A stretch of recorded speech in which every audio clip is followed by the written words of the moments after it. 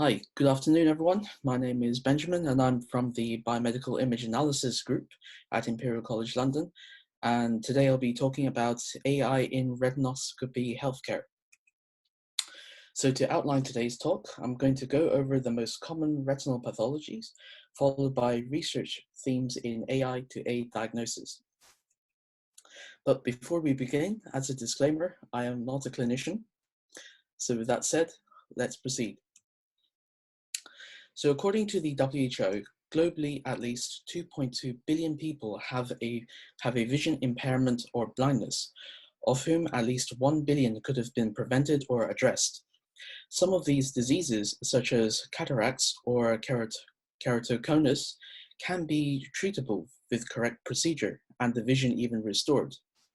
But other cases, such as uveitis, DR, dry AMD, or glaucoma, can lead to permanent vision damage.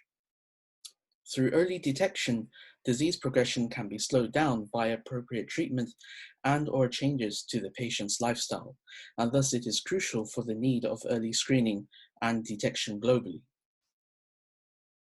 So age-related macular degeneration is an eye disease that gets worse over time.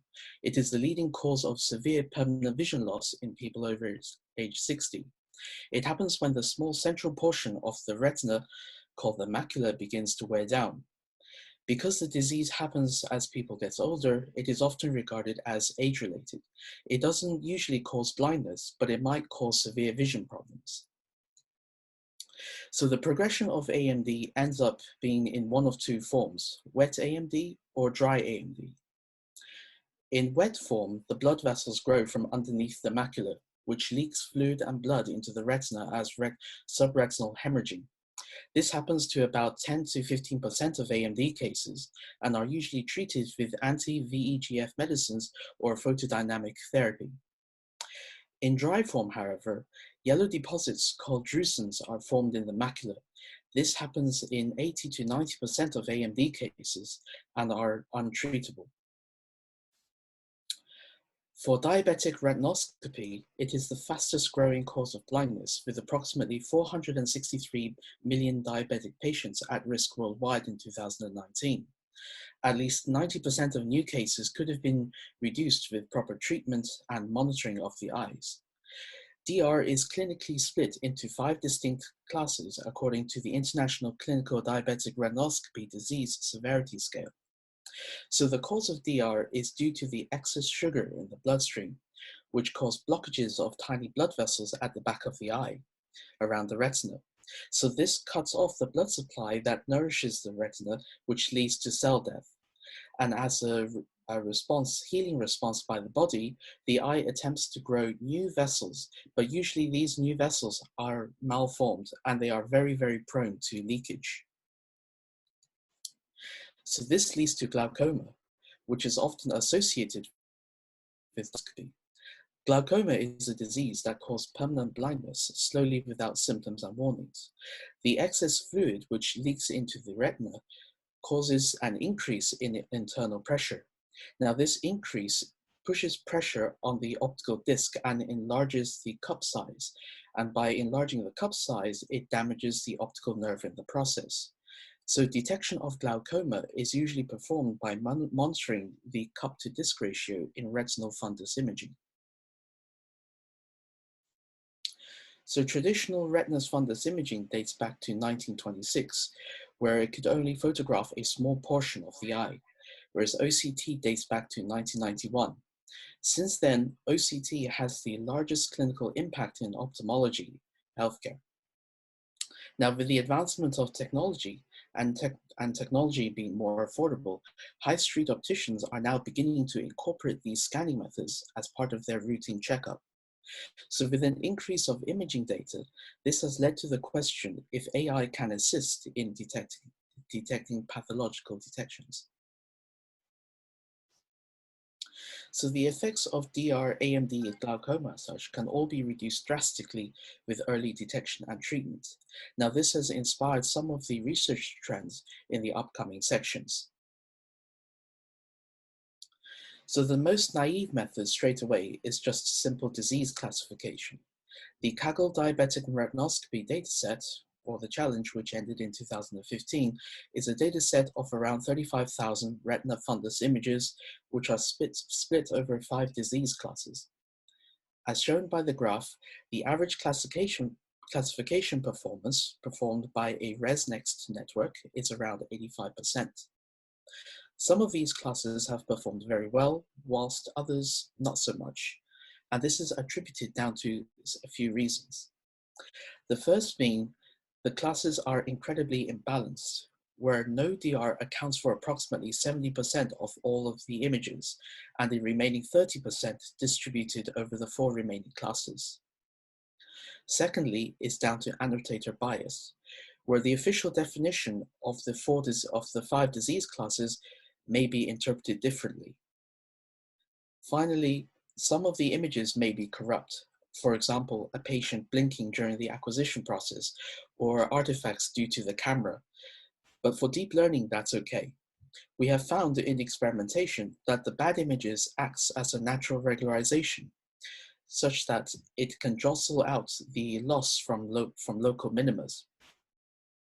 And through experimentation, this has given us an increase in classification performance overall compared to the networks that are trained on a dataset that has no bad images. So another way to perform pathological detection is through anomaly detection. ANOGAN and F-ANOGAN are 2 recent works where it uses a GAN with a dedicated encoder network. So the model itself is trained in 2 phases. In the first part, a WGAN is trained to synthesize fake images from healthy OCT data. And in the second, the generator weights are frozen and the encoder is trained to find the corresponding latent codes. Now, during inference, the model is set in an autoencoder style, where using the encoder and generator only. The residual error of the generated image is therefore highlights the detected anomalies. So for lesion segmentation, a challenge presented as part of the Indian Diabetic Retinoscopy image dataset aims to evaluate algorithms for automatic detection and grading of DR using retinal fundus images. So in this example, this is an example of exudis segmentation using the popular UNet as a baseline. However, it can get quite challenging. The performance of segmenting microaneurysms didn't work as well, getting only an average AUC of around 0.2 to 0.3, and at best 0.49 on the top scoring challenge leaderboard.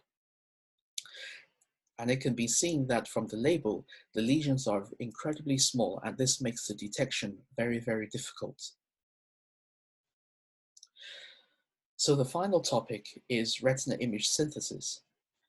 Whilst image synthesis doesn't have many applications in the clinical setting, it can be useful for machine learning projects.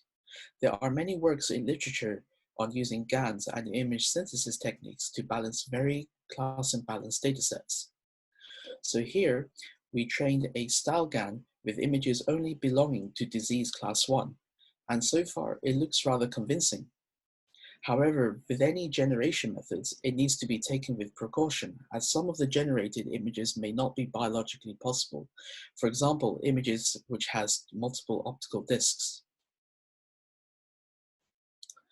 So as a simple naive approach, we decided to test it anyway. We have trained 4 separate StyleGAN networks, each on the minority classes from 1 to 4. And then we generated about 20 to 25,000 images so that it matches the number of class 0. The results did indeed to have shown on average that GAN synthesis of dataset balancing has increased the average classification accuracy, better than the baseline, weighted sampling, and weighted loss. Now this is where we stumbled upon a your mileage may vary moment. As before with the naive classification method, bad quality images in the dataset have shown to be beneficial as a regularization method. We suspect the same case to be happening here also. It is also likely that the GAN is not learning the smaller lesions and quite possibly regarding it as noise. And this is backed up by literature in GANs that they can also act as good image denoiser. So more experiments is to follow. So this concludes my talk, and I would like to thank my peers Amir and Martin for their valuable inputs into this work, as well as Professor Daniel Ruckert and my supervisor, Dr. Bernard Kynes. Thank you very much, and I'll be happy to answer any questions.